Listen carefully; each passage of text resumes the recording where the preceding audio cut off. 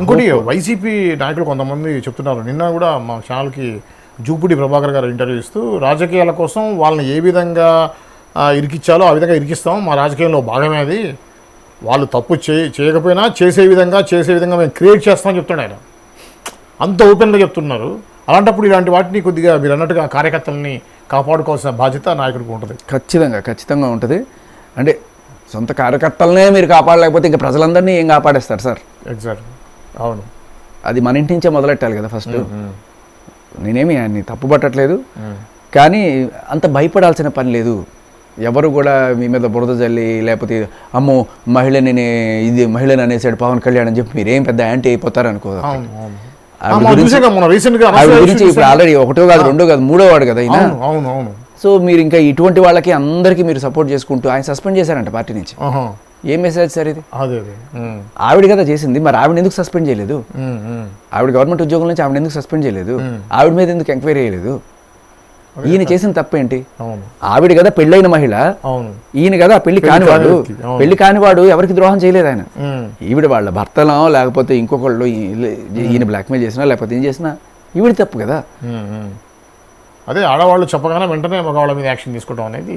ఆడవాళ్ళు అబద్ధం చెప్పినా గోడ కట్టినట్టు ఉంటుందంట, మగాడు నిజం చెప్పినా తడికి కట్టినట్టు ఉంటుందంట. సరే ఇంకా ఎన్నాళ్ళు మనం ఇది పడాలి? ఎన్నాళ్ళు ఇలాంటి హనీ ట్రాపులు రోజు రోజుకి పెరిగిపోతున్నాయి. ఒక గట్టి మెసేజ్ సమాజంలోకి ఇవాళ పవన్ కళ్యాణ్ గారు అలాగే అధికార పార్టీ వీళ్ళు ఖచ్చితంగా ఇవ్వాలి. ఎవరైనా సరే ఇటువంటి హనీ ట్రాప్లకి పాల్పడితే వాళ్ళకి శిక్షలు ఇలా ఉంటాయి. ఇంకొకసారి ఇలా ఎవరైనా హనీ ట్రాప్ చేయాలంటే భయపడే విధంగా మహిళలకి ఈ తీర్పు ఉండాలి. అవును, కరెక్టే. అంటే ఇప్పుడు మనం డిపార్ట్మెంట్లో ఎంక్వైరీ ఆవిడ మీద ఎందుకు వేయాలి. అయితే ఇప్పుడు రీసెంట్గా మనం అనసూయ ఇష్యూ చూసాం. శివాజీ బట్టలు మంచిగా వేసుకో అన్నందుకు అనసూయ పెద్ద ఇష్యూ చేశారు. దాంట్లో మీతో కానీ నేను సంధ్యారెడ్డి గారితో కానీ మాట్లాడితే 99.5% అనసూయని రిజెక్ట్ చేశారు. నీదే తప్పు అన్నారు. అంటే బయట సొసైటీలో ఉంది. ఇప్పుడు ఈ విషయంలో కూడా నిజాలు బయటకు వచ్చి వాస్తవాలు మీరు చెప్పినట్టుగా క్లియర్గా చెప్పగలిగితే మేజర్ పీపుల్ వచ్చేసి ఖచ్చితంగా శ్రీయర్కి సపోర్ట్ చేస్తారు. కాకపోతే వీడియో బయట రావడం అనేది కొద్దిగా జుగుప్సాకరంగా ఉన్న విషయం. మీరంటే అది వ్యక్తిగతం. ఒక్కొక్కడికి ఒక్కొక్క రకమైన ఫ్యాంటసీస్ ఉంటాయి సార్. అవును, ఆయన ఫ్యాంటసీ అసలు ఆయన ఫ్యాంటసీ మనం చూడడమే మన తప్పు. అది ఆయన పర్సనల్ థింగ్. అవును, ఈవిడ బయట పెట్టడం కూడా తప్పు. ఈవిడ బయట పెడితే ఏం పెట్టాలి? ఇదిగో నన్ను కొట్టాడు చూడండి, ఇదిగో నన్ను తిట్టాడు చూడండి, ఇదిగో నన్ను ఇలా డిగ్రేడ్ చేశాడు చూడండి, అది పెడితే అది వేరే విషయం. ఇద్దరికి ఇష్టం. దాంట్లో కూడా ఆయన రొమాన్స్ చేయడం ఏ రకంగా తప్పు సార్? తప్పేం కాదు. ఎమ్మెల్యే అయితే రొమాన్స్ చేయకూడదా? పెళ్లి చేసుకుందాం అనుకున్న అమ్మాయిని పెళ్లి చేసుకుందాం అనుకున్నాడు కదా. పెళ్లి చేసుకోకపోయినా కూడా రొమాన్స్ తప్పు కాదనే కదా చెప్తుంది. అత్యాచారం తప్పు, రొమాన్స్ తప్పు కానే కాదు. ఆ వీడియోలో కూడా శేఖర్, ఇప్పుడు వీళ్ళు బయట పెట్టిన దాంట్లో అమ్మాయిది బ్లర్ చేసి చూపించారు. ఆ అమ్మాయిది నాకు వితౌట్ బ్లర్ మీడియాకి వచ్చింది కదా, దాంట్లో నవ్వుతుంది ఆమె, హ్యాపీగా నవ్వుకుంటూ హ్యాపీగా ఆమెతో చాట్ చేస్తుంది. అదొకటి సార్. ఇవన్నీ మీకు ఒక కేసు చెప్తా. లక్ష్మీ పడాల నారాయణ అని ఒక అమ్మాయి 2018లో ఇలాగే ఒకరిని పెళ్లి చేసుకుంది. ఒరిస్సాకు సంబంధించిన ఒక అబ్బాయిని పెళ్లి చేసుకుంది. ఇక్కడ కాకినాడ దగ్గర, అది ఏం ఊరు, అది శంకవరం అనే ఒక కుగ్రామం. అందులో ధూమ్ధామని పెళ్లి చేశారు. పెళ్లి చేసిన తర్వాత మరి ఆవిడికి వేరే సంబంధాలు ఉన్నాయనే విషయం సేమ్ ఇదే టైప్లో ఆ భర్తకి అర్థమైంది. ఏదో నిలదీశాడు, ఏదో చేశాడు.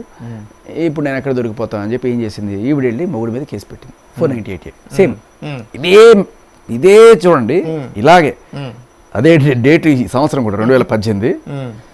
భర్త అనుమానించాడు అని చెప్పి 498A కేసు ఈవిడ పెట్టినట్టే ఆవిడ కూడా ఆ రోజున 498A కేసు మొగుడి మీద పెట్టింది. ఇక చూడండి, ఇక్కడైతే ఇద్దరే పెట్టింది, అక్కడ ఆవిడ 16 మంది మీద పెట్టింది. మొగుడు వాళ్ళ అమ్మ, నాన్న, ఫ్రెండ్స్ వీళ్ళందరినీ పట్టుకొచ్చి వీళ్ళకి ఏదో కొన్నాళ్ళు జైలు పెట్టారు. మన మొత్తానికి ఏదో అయింది. సో తర్వాత ఆ కంప్లైంట్లో ఏంటి, ఇలాగ సేమ్ అబార్షన్ కూడా చేయించారు, నాకు బలవంతంగా అబార్షన్ చేయించారు, ఇవన్నీ పెట్టేసి కట్ చేస్తే అక్కడి నుంచి జంపు ఒక 6 నెలలు తిరగకుండా శంకవరం నుంచి కాకినాడ దూరం ఒక 70 కిలోమీటర్లు ఉంటుంది. కాకినాడలో కలకలం ఇంకొకరిని ఎవరినో ప్రేమించి వాడిని పెళ్లి చేసుకుందాం అని చెప్పి పెళ్లి కూడా చేసుకున్నానని చెప్పింది. తర్వాత వాడి మీద కేసు, వాడు నన్ను వదిలేశాడనో ఏదో పెట్టింది.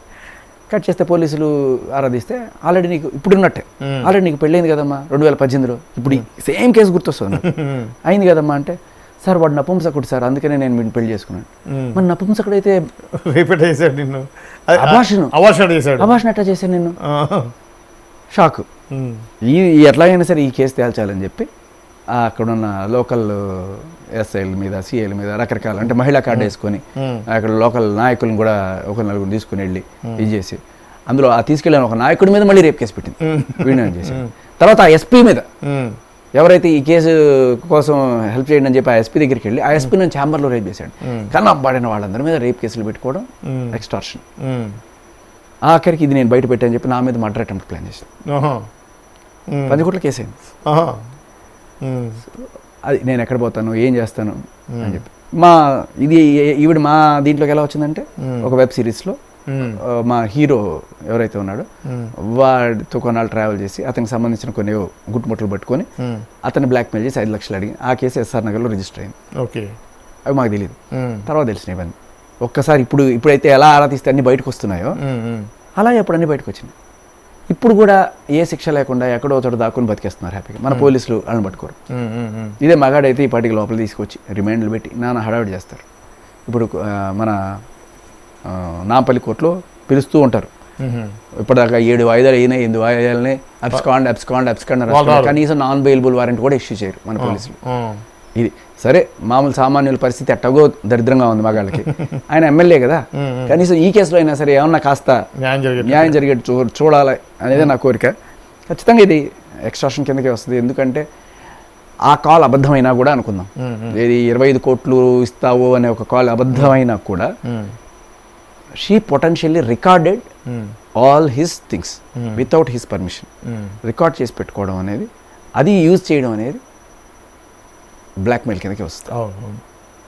ఇప్పుడు ఆయన ఏదైనా చెప్పచ్చు, 10 కోట్లు అడిగిందని చెప్పచ్చు, 20 కోట్లు అడిగిందని చెప్పచ్చు, because prima facie is there. ఎందుకంటే ఇప్పుడు రికార్డ్ చేసింది, అవి బయట పెడుతుంది. అవును, కాబట్టి ఆ కేసు ఖచ్చితంగా అవుతుంది. అంతకు ఆవిడే ఇదంతా చేసుకుంది. ఇప్పుడు ఉద్యోగం పోవచ్చు, అండ్ అలాగే ఇప్పుడు భర్తతో విడాకులు అంటుంది. తర్వాత మేబీ ఇప్పుడు కనుక ఇది ప్రూవ్ అయితే 308 BNS 7 ఏళ్ళు ఎక్స్ట్రాక్షన్కి ఎవరికి ఈ అమ్మాయికి పడుతుంది. ఓకే ఓకే, ఒకవేళ ప్రూవ్ అయితే ఎక్స్ట్రాక్షన్ చేసింది అని ప్రూవ్ అయితే ఓకే.